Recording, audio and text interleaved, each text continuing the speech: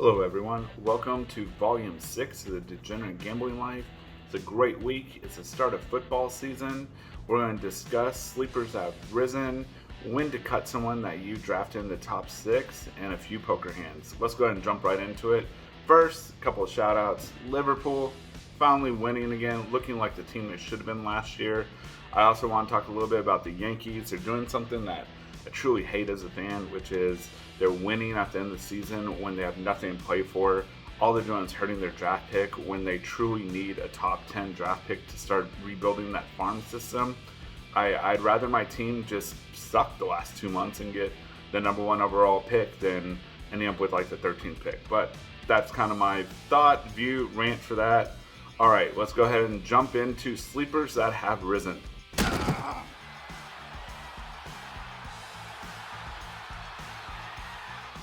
I'm going to start off with some Packers, of course, being a homer. Number 1, Jordan Love. I believe he's now draftable. If you saw him playing the preseason, he's looking good. Hopefully the Packers did it again and have at least another Pro Bowl caliber quarterback. I think that he's someone you might want to take over Jared Goff, maybe over Matthew Stafford if you're looking for someone with a little higher upside than those super safe picks. Jordan Love should now be on your draft radar, especially if you're in super flex leagues. Number 2 from the Packers, it's a tie between wide receivers, Romeo Doubs and Jayden Reed. I like both of these a little bit better than Watson. I think Watson's overvalued. He doesn't have great hands. If you saw the very first throw that Aaron Rodgers uncorked to him, you saw he's got bad hands, and he had it several times last year. I'm not the biggest Watson fan. I think Doubs and Reed are much better picks, and they will rise. And finally, Musgrove, the tight end, he also looks like he's got a great connection with Love. So the Packers right now, when they're that kind of jumbled up team where it hasn't shaken up, it's great to grab those lottery tickets and see if you can strike some gold. The next, I'm going to talk about Zack Moss on the Colts. We all know that unfortunately Jonathan Taylor is not working out with the Colts. We'll see if he even plays with that contract dispute. But Zack Moss is the running back you want. A lot of people are going to say it's Deon Jackson. It's not Deon Jackson. After they traded for Zack Moss the last 6 weeks, he was the one that got most of the work, and he's the person you want. Even someone on my team, Jacob, he's going to mention Deon Jackson, but I think it's Zack Moss. That's the guy that you want. Not that it's going to have a ton of upside, but if you need running back, that's who you'll want from that. And finally, let's talk about Michael Brown, wide receiver on the Cardinals. They drafted him to be the X receiver, and the coaches liked him. There's a lot of good news coming out of the Cardinals camp, and mainly, he's the only wide receiver that's like over 5 foot tall. He's 6'2". He's built like your prototypical outside wide receiver. So those are the players that I think that are sleepers that have risen that you want to take a look at. Next up, when to drop a player that you drafted in the top 6 rounds that isn't getting the job done. You've been a huge part of this team, but sometimes you have to make decisions that are best for the team. I'm sure you can understand that. You're cutting me. I'm really sorry. I just bought a house here. Well, in Oakland.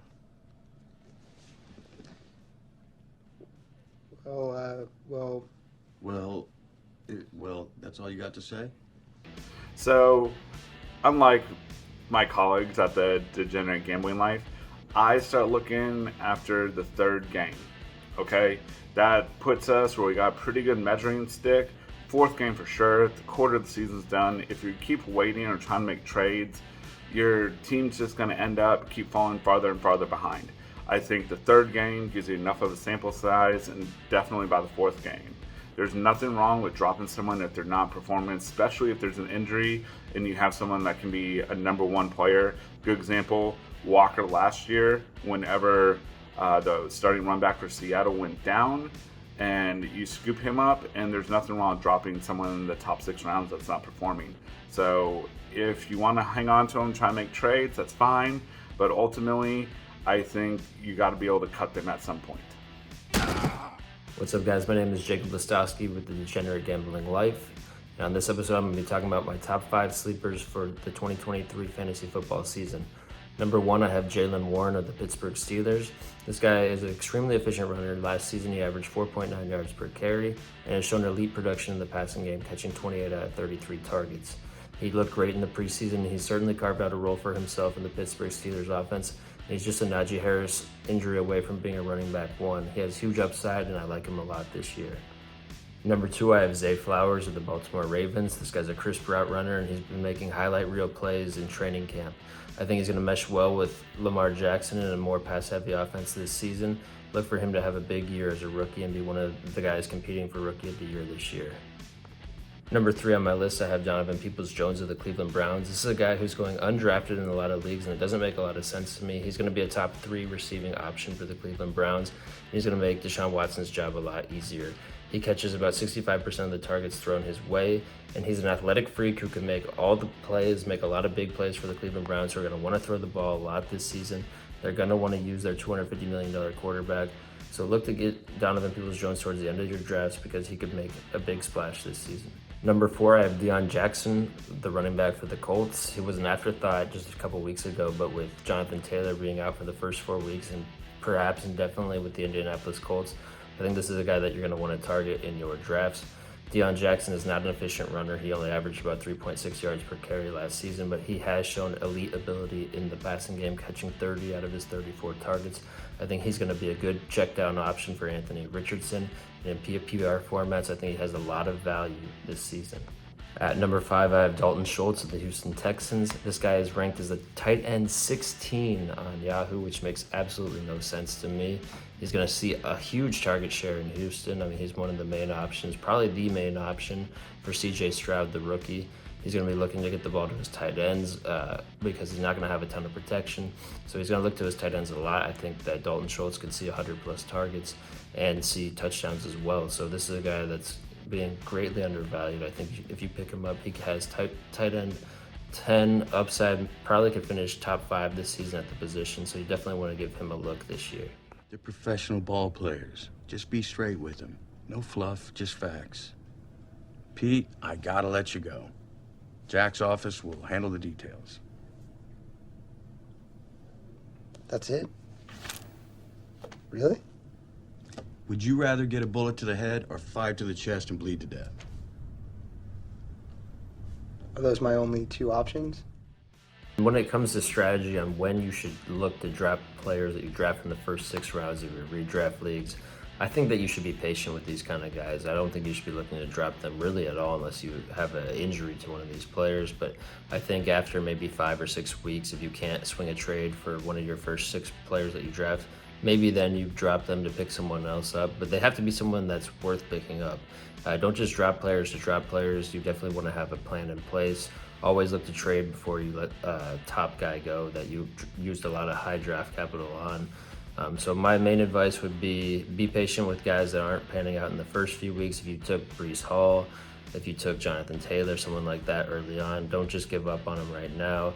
Wait and see how things develop and then make your moves as those things unfold. All right, 2 late round flyers at the quarterback position. My first one's going to be Brock Purdy, and my second one is going to be Kenny Picket. My main focus with late round picks in redraft is to take guys that I think I could be starting in a few weeks, whether it's because they're performing ahead of where they were drafted or because of the starter ahead of them got hurt, mainly at the running back position or wide receiver position as well. But the quarterback position, these are 2 second-year players who I think are going to pick up where they left off last year and then some. I would be looking to target these guys late in your draft, especially if you don't leave with one of the top 3 to 6 quarterbacks. I'd for sure be looking to secure one of these 2 guys. At the running back position, I think rookie running back Roschon Johnson on the Bears could be a great late round pick, as well as Kenny Gainwell on the Eagles. Both these guys find themselves in 3-way committees, and I think they have the talent to prevail and become fantasy relevant. Kenny Gainwell might be relevant right out of the gate, but Roschon Johnson might take more towards 4 to 6 weeks to really get going. Khalil Herbert should be the starter there, but if something happens to him or Roschon outperforms him, it could be a Tyler Algier situation from last year where he comes on late in the season. At the wide receiver position, I'm going to go with wide receiver Van Jefferson on the Rams. If Cooper Kupp's injury is serious, you're getting a late round wide receiver in Van Jefferson. It could be a wide receiver 1. He did put up WR3 numbers just 2 years ago when the Rams had their Super Bowl run, even when Kupp was healthy and Higbee was productive too. So the top 2 positions on the Rams at receiver usually can be productive when their offense is clicking. Van Jefferson could be the 1 or the 2. Not a bad late round pick for your draft. My other wide receiver is Green Bay Packers rookie Jayden Reed. As of right now, Romeo Doubs is questionable, so Reed could start the season as high as the number 2 target on the Packers. He's already earned a slot role, which is pretty much an every down role as a rookie. And if Jordan Love is the real deal and the next Packers legacy quarterback, Jayden Reed could be the beneficiary. All right, at the tight end position, my late round flyers I'm looking at tight end are Gerald Everett, if you need a safe guy to pair with your Dalton Kincaid or your Evan Ingram or your Kyle Pitts. In case they bust out, Gerald Everett's a good target. And if you're looking for high upside, I think Jake Ferguson is a great late round pick on the Cowboys. He's basically taking the Dalton Shultz role from last year, and Dak Prescott himself has even endorsed him, saying he's going to be one of the league's great playmakers and tight ends this year. So if you're going to take something from anyone, whether it be a coach or whatnot, a quarterback telling you their tight end is going to be a big playmaker is probably a good piece of advice to listen to. Those are my late round flyers. Don't forget to target guys that could become a starting running back if the starter gets hurt, or guys with high upside that are young late in your draft.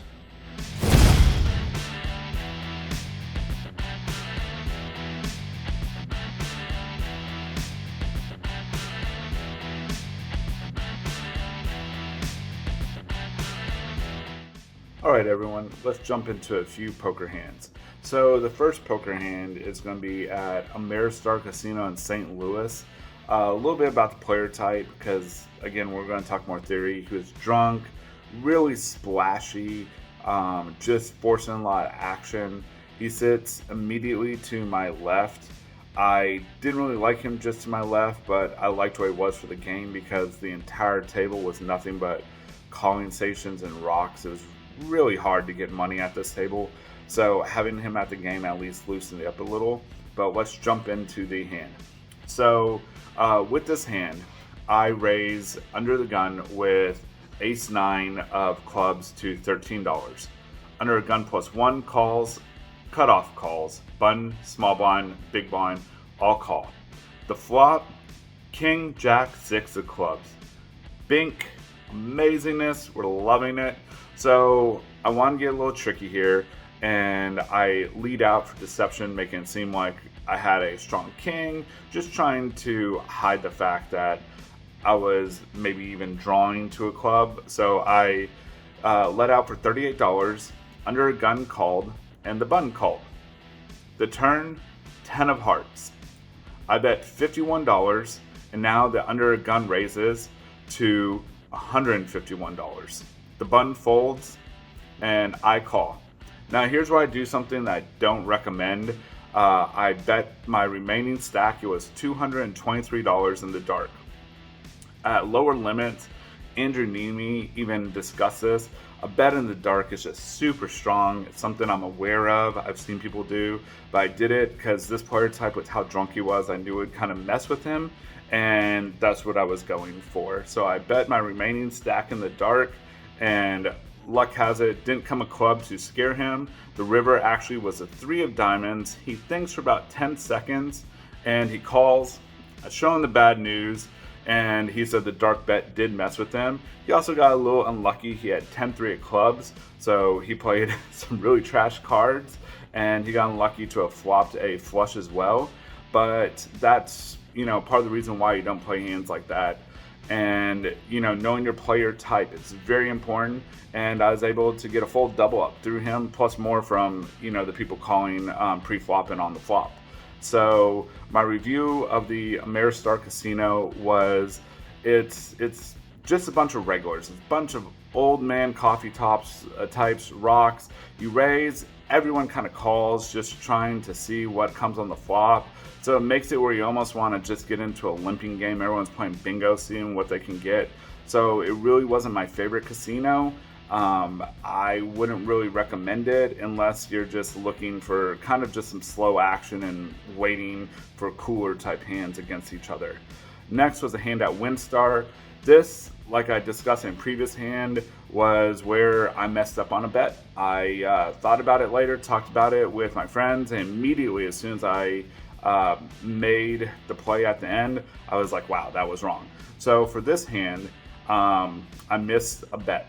So what happens is middle position limps, hijack limps, the cutoff limps, the button small blind limp, and I'm in the big blind. I raised to $8 with Jack 10 offsuit. The middle position now min raises to 16. The cutoff, the button, the small blind, and myself all call. The flop comes the ace of hearts, jack of diamonds, 6 of clubs. The small blind and myself, we now check and flow over to the middle position, who now bets for $20. Everyone calls, so I call the $20 to peel another card. The turn is a jack of hearts. I check again, middle position, bets 20 again. I smooth call, sorry, let me back that up. Bets 20 again, everyone now folds. I smooth call because of course I got trips with the intention to check raise on the river. And the river comes and it's the 2 of hearts. The backdoor hearts gets there. I check to her and she now bets for 30. I think about it for a second, and this player was a beginner. It was very obvious. And so the fact that they increased their bet kind of threw a little bit of a curveball, because a lot of times they don't like doing that. And so I was like, did backdoor hearts get there? Where everything told me they had an ace. They had an ace. And I should have raised, but I just ended up calling the 30, and they showed that they did have an ace. I immediately flipped over my trip jacks, and it was good. And then they showed their ace of diamonds, and, you know, kind of unhappily mucked. And it was a mistake by me. And these are things that I've got to get better, is the betting. That is something that has always been a little bit of a weakness of mine, is always extracting max value. So it's something I'm working on. Any thoughts, ideas, your opinions on how to play the hand differently, I would definitely take them. And now let's get into our next video. Next video, we're going to discuss defenses to stream, all of our favorite mules that we like, and do some bets that we are placing for week 1. So we look forward to all of you guys watching this volume 6 and seeing you on volume 7. If you would, please like, comment, subscribe, and share.